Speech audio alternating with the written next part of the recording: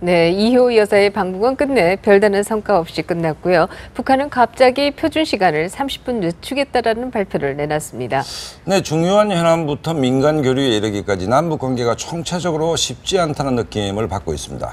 네, 세종연구소 홍현익 박사 그리고 NK지식인 연대의 김흥광 대표, 북한 육군 출신입니다. 김정아 씨 이렇게 세 분 모셨습니다. 어서 오십시오. 네, 안녕하십니까. 휴가들은 다녀오셨습니까? 네, 잘 갔다 왔습니다. 가벼운 얘기부터 김정아 선생님, 북한 주민들은 여름 휴가 뭐 어떻게 보통 씁니까? 여름 휴가를 대체로 그냥 집 주변에서 보내는 사람들이 많고요. 저 같은 경우에는 집이 청진항 바로 앞에 있다 나니까 바닷가에서 많이 나가 놀았는데, 그 바닷가에 나가 놀기 위해서 조금 먼 곳에 있는 사람들 같은 경우에는 심지어 자전거로 12시간 달려와서 숙식을 하면서 이렇게 하는 경우가 많아요. 네. 네, 북한도 휴가를 가는구나라고 하는 것을 이제 처음 알았는데요. 아무래도 이호 여사의 방북 얘기부터 시작을 해야 될 것 같습니다. 그래도 김정은 위원장이 초대를 했기 때문에 혹시나 만남이 있지 않을까 하는 기대를 좀 했었는데요. 네. 결국 만나지 못했어요. 이유가 어디에 그렇죠. 있을까요?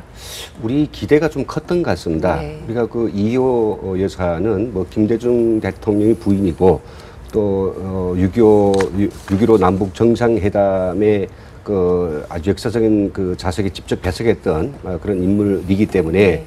북한으로서는 뭐 당연히 어떤 김정은의 그런 통일 구상 이것을 이제 계승한다라고 하는 측면에서는 그 유산들까지도 귀중히 여기고 그때 있던 그 참여했던 아주 그 핵심적 인물이니까 김정은이 직접 나올 것이다라는 그런 어떤 믿음과 기대가 있었죠. 네. 그런데 이제 그런 것들이 북한으로서는 여러 가지 아마 그 판단을 해보았을 때 지금 뭐 자기들이 우리 남쪽에 대해서 상당히 뭔가 불만이 있고 그리고 쉽게 남북관계 문제를 해결하지 않겠다. 현 정권에서는 이제 뭐 모든 문을 닫았다라고 하는 그런 이제 말도 했으니까 그걸 열려고 해도 쉽게 이제 열지 않을 것이죠. 근데 지금 남북 관계를 이렇게 개선하기 위한 어떤 창구가 완전히 없다라고 하면 몰라도 네. 우리 뭐 남북 지통전화도 있고 그러니까 이번 그 여사 갔을 때 우리 바람대로 좀 그렇게 좀 좋은 그런 전향적 자세를 보였으면 좋겠습니다만은 아직 북한으로서는 준비가 안 된 다음 어떤 기회를 활용하려고 하는 그게 있지 않았을까. 김정은 면담은 불발했는데 또 김양근도 등장하지 않았습니다. 최소한 뭐 이렇게 김정은 초청으로 이제 이호 여사가 방북을 하게 됐는데 김양근 정도는 나오지 않겠나 봤는데 김양근도 안 나오고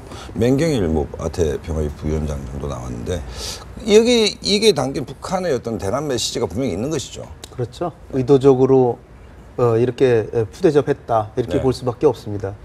물론 뭐 다녀오신 분들께서는 그래도 대접 잘 받았다 이렇게 예의상 말씀하시지만 사실상 김양건조차 면담도 못했다는 거는 굉장히 박대했다. 네. 근데 이제 결국 이게 남북 관계에서 벌어진 일이고 남북 관계라고 하는 건 결국 인터액션, 네. 상호 간에 오고 가는 게 있는 거다 그죠. 근데 우리 정부에서도 개인 자격이라고 누누이 못을 딱 선을 걷고 네.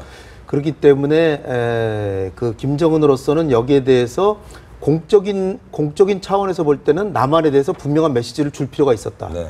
그런 차원에서는 그 개인 자격으로 온 사람을 국가 원수가 만나줄 이유가 없다. 이렇게 판단한 것으로 저는 이제 봅니다. 네. 그러나 이제 개인적인 차원에서 예의 차원에서 이런 면에서 보면 자기가 직접 친서를 보내서 이렇게 오시게 했기 때문에 당연히 저는 만나주리라고 생각했어요. 네. 그런데 첫 걸음부터 벌써 이 맹 부위원장이 나오고 김양건이 안 나온 걸로 봤을 때 굉장히 이제 점점 기대가 약해졌는데 그럼에도 마지막에 깜짝 그 공항 배웅이라도 하지 않을까 이렇게 생각을 했는데 역시 피도 눈물도 없는 그 공산 독재 국가의 철저한 어떤 체제 유지 논리 그리고 남북 간의 자존심 싸움과 기싸움의 차원에서의 계속되는 평행선 이것이 가고 있기 때문에 100% 김정은이 사실 못됐죠. 못됐지만 그 이후의 원인 중에 하나는 굳이 뭐 개인적인 방문이라고 정리를 안 해도 될 법했을 텐데 네. 기자도 안 데리고 가고 뭐 이를테면 6.15를 상징하는 게 이호 여사인데 네. 6.15 합의 봤을 때 배석했던 사람이더라도 몇 명 같이 갔으면 아마 좀 대우가 달라졌지 않았을까. 김정은으로서도 그분들을 환대하면서 뭔가 6.15 정신을 살리자 이렇게 뭐 명분이 되는데 너무 우리가 선을 그어버리니까 김정은으로서도 그냥 박대한 것이다. 네, 이렇게 뭐 개인적인 방문이었기 때문에 그런 면이 있지 않았겠는가 이렇게 또 얘기를 하셨지만 그럼에도 불구하고 우리가 김정일 시대의 경우 개인적인 방문에도 뭐 많이 면담이 있었던 것을 보면 상당히 이례적인 것은 사실인 것 같은데요. 어떻게 보십니까? 이 북한 주민들은 6.15에 대해서 어떻게들 생각을 하고 계시는지 굉장히 궁금해지네요. 6.15에 대해서 솔직히 북한 주민들 남한에서나 김대중 대통령하고 전 대통령하고 이호 여사 그 문제 때문에 솔직히 저거 하지 북한에서는 6.15에 대한 교육을 받았던가 저는 그 기억이 잘 안 납니다. 그리고 6.15라는 그것보다도 김대중과 이호 여사가 북한을 방문했을 당시에 우리는 통일이 되는 줄 알았어요. 남한의 다른 그 어떤 인사도 아니고 남한의 현직 대통령이 왔기 때문에 근데다가 또 바로 우리 측에서 또 그 다음에 남북 정상이 또 이루어진다고 했잖아요. 그래서 북한 주민들 입장에서는 솔직히 통일이 되냐? 이러고 우와 이렇게 떴기 때문에 그게 인식이 되지 거기에 6.15 방침 같은 건 주민들하고는 상관이 없는 일입니다. 왜냐하면 그때 당시에는 이미 고난 행군이 시작돼서 이미 많은 사람들이 죽은 이유이기 때문에. 그런데 이번에 이호 여사가 다시 가는 것 자체가 북한 주민들한테는 할머니가 왜 오냐고 이렇게밖에 얘기 안 해요. 96세 난 할머니가 왜 오냐고. 현직 대통령이 아닌 이상은 북한 주민들은 그겁니다. 현직의 권력을 가진 사람들한테 많이 눈길이 돌아가요. 일반 주민들 역시도 그것이 시시각각 그 생활에 많이 반영되거든요. 그래서 이당비서 하다가 그날로 이젠 이당비서 해임됐습니다. 이러면 그날 저녁에 집이 덜탕 맞는 거 사례적인 일입니다. 그러니까 그게 관수바 풍수바 됐거든요. 그래서 보안원들도 현직 군복을 벗으면 밤길 다니기 무서워하는 게 바로 그런 이유 거든요. 그러면 간부들 자체도 자 이호 여사가 왔으면 이제 홍현희 박사님 말하다시피 6.25 그거를 함께 설립했던 그 인사 몇 명이라도 함께 대등했다면 문제가 또 달라지고 그러면 만약 그거라도 아니라면 돈이라도 좀 많이 갖고 갔어야 되는데 북한이 가장 좋아하는 돈이라도 좀 갖고 갔어야 되는데 네 먹도리에 겨울용 먹도리에 뭐 이런 몇몇 그런 거 하고 약품하고 해서 기껏해야 가져간 뭐 금액이 한 3억 원 내지 조금 넘는다고 합니다. 과연 그걸 그 사람들이 반겼을까요? 네, 그런 부분이 그런 부분을 봤을 때는 그게 전반적인 차라리 그게 아니었나 개인적인 의견입니다. 홍 박사님 좀 정리하실 때 일단 이호 여사가 김정은의 초청으로 갔지만 네. 우리 정부도 일단 거기서 선을 그었습니다. 일체 뭐 메시지가 있다든지 아니면 이제 방북단의 뭐 임동원 전 원장이나 이런 그 당시 6.15 당사자들도 이제 좀 배제한 측면이 있고 북한도 똑같이 화답을 했습니다. 네. 전혀 뭐 이제 이호 여사의 방북이라는 것이 남북 관계의 어떤 그 새로운 모멘텀으로 우리는 생각하고 있지 않다는 메시지를 준 거 아닙니까? 그렇죠. 그렇다고 본다면 박근혜 정부 한 2년 6개월 남았는데 2년 6개월 내내 이런 상황이 그대로 갈 거라고 보십니까? 예, 지금 현재로서는 그렇게 판단할 수밖에 없습니다. 북한은 우리 박근혜 정부에 대해서 자기들이 어떤 그 회담의 필요성조차 느끼지 않고 있다라고 이제 공식적으로 이야기하고 있는데요. 그것은 뭐 이미 자기들이 그 생각하고 있는 몇 가지 포인트가 있거든요. 네. 그 포인트에 있어서 일단 오이사 조치를 전면 해제하고 그다음에 뭐 6.15 정신을 살리고 그 금강산하고 이 몇 가지 중에서 어느도 해결되는 게 없으니까 그러면 지금 이 시점에서 회담을 통해서 이런 것들이 될 수 있느냐? 그렇다면 회담을 하기 위해서는 또 우리 그 남한의 어떤 그 상징적인 어떤 먼저 선 조치, 신뢰할 수 있는 조치가 있어야 된다. 사실 논리로 보면 어떤지 강도적 논리지만 그네들이 뭘 요구하는지는 우리는 알 수는 있습니다. 근데 그런 것들 우리 국민적 합의가 없이 뭐 그냥 당리당략만 가지고 이걸 뭐 막 풀어주듯이 이렇게 하면 또 안 되지 않습니까? 그러니까 우리 정부의 어떤 입장과 왜 회담을 해야 되는가에 대한 입장과 북한은 이제 그 요구하는 게 좀 서로 맞질 않아서 그래서 이런데 저는 뭐 이 김정은이 지금 현재 뭐 다들 알고 있지만 북한 경제의 상당히 그 어려운 난맥 그리고 두 번째는 지금 예하 통치 자금이 지금 상당히 고갈돼 있으니까 이런 문제 포함해서 지금 현재 그 조일 국교 정상이 완전히 깨졌다 다시 지금 돈 때문에 저 애교부상 회가 진행되지 않습니까? 그래서 저는 뭐 1년 6개월 동안 전혀 북한이 정말 노하고 나오진 않을 것이다. 그래도 무엇인가 자기들도 딜하려고 하는 그런 게 있는데 이번 이호 여사한테 그런 짐을 지운다라고 하는 것은 자기들도 부담스럽고 우리 정부도 이제 그 연세가 많은 분이 그래도 북측에 방문하는데 뭐 어깨에다가 뭘 해결해서 이런 건 사실 너무 하거든요. 예, 북한이 손님을 맞는 그 본때는 틀려먹었지만은 그래도 뭐 가서 이렇게 좋은데 그 가서 보고 오시고 좀 아쉽지만은 그런 대로 우리가 그냥 넘어갈 수도 있지 않을까 이렇게 생각합니다. 네, 지금 아주 중요한 부분을 말씀하셨는데요. 지금 뭐 북한이 외화가 어렵고 이 때문에 조일관에 있어서의 뭔가 지금 딜이 진행 중인 것이 아니냐 이런 것이 언론을 통해서도 일부 지금 흘러나오고 있는데요. 또 일본 측에서도 어쩌면은 그야말로 딜이 있을 수 있다 이제 이런 얘기들도 나오고 있는데 어떻게 보십니까? 그 경우에는 어떻게 보면 우리는 최악의 상황이죠. 닥쳤던 게 뭐 지붕 쳐다보는 식으로 아베하고 우리는 좀 껄끄러운 관계를 유지하고 있는데 북일 간의 관계가 트인다. 그러면은 우리 완전히 고립되는 거 아닙니까? 물론 완전 고립은 아니죠. 한미 관계가 좋고 하니까. 그리고 한중 관계도 어느 정도 괜찮고. 근데 이제 지금 요번에 이호 여사의 방북에서 좀 냉대를 받고 온 이 상황을 계속해서 연장선상에서 본다면 이제 남은 것은 8.15 행사도 공동으로 하는 게 물 건너갔고 8.15 바로 지나면은 한미연합훈련도 하거든요. 네. 굉장히 긴장이 고조될 겁니다. 9월 초에 시진핑 주석이 전승 기념 행사 뭐 하는데 김정은과 우리 박근혜 대통령 뭐 가실지 안 가실지 모르지만 그 행사에서의 뭔가 계기가 없다면 남은 거는 10월에 이제 노동당 창건 70주년인데 그때 거의 아마 확실시 되는 게 장거리 미사일 쏠 것 같아요. 김정은이로서는 이 주민들에게 먹고 사는 걸 제대로 못 해주기 때문에 뭔가 강성대국의 위협이라도 보여주려고 미사일 쏠 것 같은데 그 다음에는 유엔 안보리 제재 나오고 핵실험으로 가고 그러면 한반도 정세는 그야말로 걷잡을 수 없이 악화될 텐데 그런 상황에서 우리가 계산하기를 북한은 이제 더 그런 못된 짓을 했으니까 더 고립되고 하겠다라고 볼 것이 아니라 우리도 어마어마한 손해를 보거든요. 그리고 한국 경제가 대외 의존도가 훨씬 높기 때문에 우리가 더 손해를 볼 수가 있어요. 그러니까 이러한 상황을 관리를 해줘야 됩니다. 그렇다면은 결국 북한도 손해 볼 건 분명해요. 그러나 북한이 손해 보니까 우리한테 다 득이 아니라 우리가 더 큰 손해를 본다면 그건 득이 아니죠. 그런 것을 다 그림을 그려보면서 북한을 관리해 나가야 되는데 그런 관리하는 그런 기제가 보이지가 않는다. 뭔가 북한에게 뭐 퍼주기 하라는 게 아니라 북한이 도발을 할 빌미도 없애주고 그리고 가능하다면 정상적인 관계로 가서 평화 통일로 가셔야 될 거 아닙니까? 우리 대통령 늘상 말씀하시듯이. 그렇다면 통일로 가기 위해서는 결국 남북관계 정상화 쪽으로 가야 되는데 그게 지금 전혀 작동이 안 되고 며칠 있으면 이제 임기 중반이 넘어갑니다. 중반 넘어가면 이제 임기 말까지 이제 반밖에 안 남았기 때문에 점차 우리의 협상력이 더 약해져요.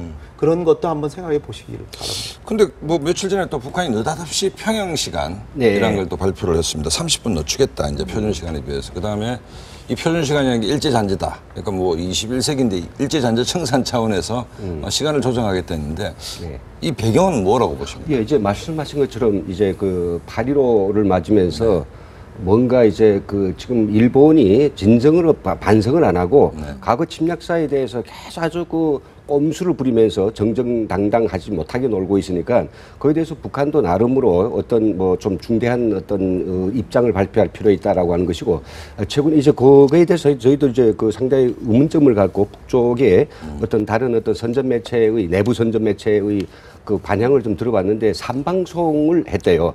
삼방송 왜 시간을 바꾸는가에 대해 삼방송을 했는데 그 삼방송 나온 이야기는 뭐인가 이제부터 그러니까 이제 그 8.15 8월 10월 0시로부터 이제 전 세계는 조선이 시간에 맞춰서 돌아간다. 이거였습니다. 세계는 조선 시간에 맞춰서 돌아간다. 그래서 자기들이 이제 30분 앞당겨서 주체 시간으로 정한다 한대요. 그러면 이제 지금 현재 뭐 그렇게 막 바꿔도 되는지 그건 전문가가 아니 돼서 모르겠습니다만은 그런 어떤 나름의 어떤 판단 그리고 이제 그 공표 이런 것들이 뭐 국제사회의 어떤 그 협의 없이 자기 마음대로 할 수 있다는 이런 거에 대해서도 또 역설했다. 그런 자존심과 그런 뭔가 그 배짱을 가진 나라는 북한밖에 없다 그런 건데 그런 거에도 어디다 쓰기는지 잘 모르겠습니다. 많은 걸 고쳐야 될 것 같은데요. 그렇죠. 예, 그래서 그러니까. 뭐 국제사회 건강한 일원이 되기는 참 쉽지 않은 나라다라는 생각을 하게 그 얘기 딱 들으니까 제가 구사본부 때 그 생각이 갑자기 탁 떠오르는데 우리가 그때 김정일이 강연 자료로 우리 배웠는데 김정일이가 그때 그런 말을 했어요. 조선이 없는 지구란 필요 없다. 조선이 없으면 이 지구를 깨워버린다. 네, 그때는 야, 우리 장님 정말 대단합니다. 네, 긍지와 자부심이 넘쳐서 제가 탈북을 한 다음에 중국에 와서 그 소리를 했습니다. 그랬더니 중국 사람들이 나보고 저희 미쳤다고. 그러니까 그 순간에 북한에 있는 사람들은 그걸 그렇게밖에 믿을 수밖에 없어요. 근데 이것이 제 때는 먹혔습니다. 근데 지금 장마당 시대 때는 그게 먹기가 좀 힘들어요. 왜? 이제는 해외에 나와 있는 해외 노동자들이 얼마고 탈북 가족들하고 탈북자들하고 연결된 대북 소식통이 얼마며 네. 그 모든 청진 바닷가 그 날씨 있죠. 날씨 그 사람들이 평양의 날씨를 보는 줄 압니까? 바다 조금 먼 바다에 나와서 라디오로 손라디오를 틀어서 남한의 날씨를 듣습니다. 네. 그게 오히려 그 정보가 더 정확하기 때문에. 그러니까 그 정도인데 그게 먹힌다고 생각합니까? 그것은 정말 어리석은 판단이라고 생각하죠. 네. 그 ARF 얘기를 좀 해야 될 것 같은데요. 북한에서 기자회견을 또 자처를 했고요. 거기에서 그야말로 강성 발언들을 쏟아냈는데요. 이유가 어디 있을까요? 제2의 한국 전쟁도 뭐 네. 불사하겠다 이런 글쎄요. 내용의 얘기도 했는데요. 말이 험악해서 그렇지 네. 본래 북한의 입장을 설명한 거다 이렇게 네. 보는데요. 그 취지 자체는 ARF 의장 성명에서 북한에게 불리한 성명을 하지 말아라 라는 데 기본적인 게 있었고 네. 두 번째는 미국에게 분명히 이제 말하는 것은 전략적 인내라고 계속 해왔는데 실패하지 않았냐. 네. 우리의 핵 능력은 점차 강화되고 있고 지금 4차 핵실험도 우리가 지금 미국이 우리를 빌미로 삼아서 아시아에서 군비 증강을 한다면 할 수 없이 또 한국 전쟁도 날 수밖에 없다. 뭐 이런 얘기를 이제 하면서요. 또 하나는 이제 이 보관이 뭐를 가지고 있냐면 10월 달에 노동당 창건 행사할 때 장거리 미사일을 쏠 것이 거의 기정사실화 돼 있기 네. 때문에 거기에 대한 명분을 미리미리 축적해 놓는 것이다. 지금 그래서 김정은으로서는 이렇게 얘기해 봐서 뭐 미국이나 한국이 그들이 생각하기에 적극적이고 전향적으로 나오면 대화 한번 해보고 그래서 주민들에게 봐라. 우리 노동당 창건 70주년에 와서 한국과 미국이 우리한테 이렇게 잘 보이려고 한다. 이렇게 내세우면 되는데 만약 그렇지 않다면 쏜다 그거죠. 그러니까 우리로서는 참 곤혹스러운 거예요. 네. 우리가 지금 원칙만 계속 고수한다면 우리가 양보 안 할 거 아닙니까? 양보 안 하면 쏠 테고 쏘면은 한반도의 긴장 상황이 고조되는데 그건 결코 우리에게도 이롭지가 않다. 네. 미국과 이란의 핵이 완전 타결됐습니다. 이게 북한 당국이 좀 압박감으로 작용합니까? 아니면 전혀 관계가 없는 예, 다고 압박이 보십니까? 안 될 수는 없습니다. 그네들도 그래도 뭐 혼자 가는 길은 외롭지만은 같이 가는 길은 그래도 서로 힘이 되지 않습니까? 이란하고 같이 미국이 제재도 받으면서 뭔가 기술적으로 협력도 하고 할 때는 괜찮은데 한쪽이 지금 현재 뭐 미국하고 어떤 타협으로 들어갔거든요. 네. 뭐 본질이 어떻든지 간에 형식은 그렇습니다. 그러니까 이 상황에서 이란하고 미국 사이에 막 물밑에서 서로 어떤 교감과 상대에 대한 어떤 모나토리움, 이해, 양해 이런 각서들이 다 간지는 모르겠습니다만은 현재로서는 상당히 국제사회에 그만큼 왜 북한은 그렇게 고집이냐, 왜 북한은 살 줄 모르냐, 왜 북한은 핵에 그닥지도 너무 집착하는 거 아니냐 이런 비판들이 일고 있거든요. 이 상황에서 북한은 또 그의 반대쪽 어떤 이면, 그러니까 역시 북한이 아니냐 이런 걸 또 얻을 수 있는 기회도 가진 거죠. 네. 두 가지를 다 욕도 먹고 좀 더 이렇게 튀어오르기도 하고 좀 더 돋보이기도 하고 돋보이 좋은 의미가 아니라 그러니까 이제 이런 것들을 양쪽 균형을 잡아가면서 자기들이 현재 유리한 쪽으로 가져가는 거죠.